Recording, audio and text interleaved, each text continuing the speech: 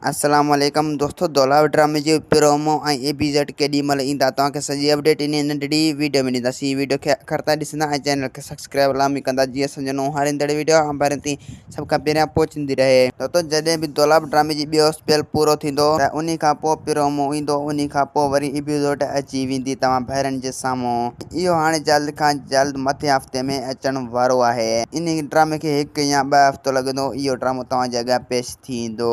दोस्तों तव्हां जूं इंतज़ार जूं घणियूं ख़त्म थी चुकियूं आहिनि। दौलाव ड्रामे जी ॿियो स्पेल मुकमिल थियण वारो आहे, उन खां पोइ एपिसोड अची वेंदी। दोस्तों ज़बरदस्त शूटिंगूं हली रहियूं आहिनि ऐं फरहान मलिक वॾी महिनत सां जारी करे रहियो आहे। ड्रामो तमामु ज़बरदस्त ड्रामो आहे।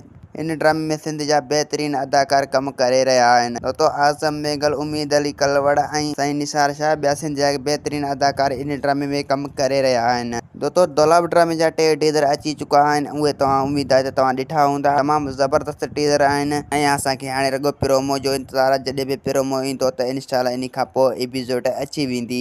दोस्तों हाणे तव्हांखे हफ़्तो 2 इंतज़ारु करिणो पवंदो, इंशाल्लाह ड्रामो तव्हांजे वेझो अची चुको आहे। ऐं दोस्तों इन में पुलिस जी बि किरदारु आहे। पुलिस मतिलबु माण्हू झेड़ा कंदा उन्हनि खे छॾाईंदो ऐं उन्हनि खे गिरफ़्तार कराईंदो। तो पुलिस जो बि ज़बरदस्त किरदारु आहे ऐं हिन में शमा मेंगी बि कमु करे रहियो आहे दौलाव ड्रामे में। दोस्तों उम्मीद अली कलवड़ ऐं आज़म मेंगल इहे दौलाव ड्रामे में पाण में दुश्मन हूंदा। तो तव्हां ॾिसंदो त इहो किरदारु तव्हांखे सभिनी खां भलो लॻंदो। दोस्तों मूंखे उम्मीद आहे दौलाव ड्रामे जी कहाणी तव्हांखे पसंदि आई हूंदी। दोस्तों असांखे ॾींदा हाणे इजाज़त, वरी तव्हां सां मिलंदासीं ईंदड़ वीडियो में। जेसीं ताईं पंहिंजो ख़्यालु रखंदा। ख़ुदा हाफ़िज़।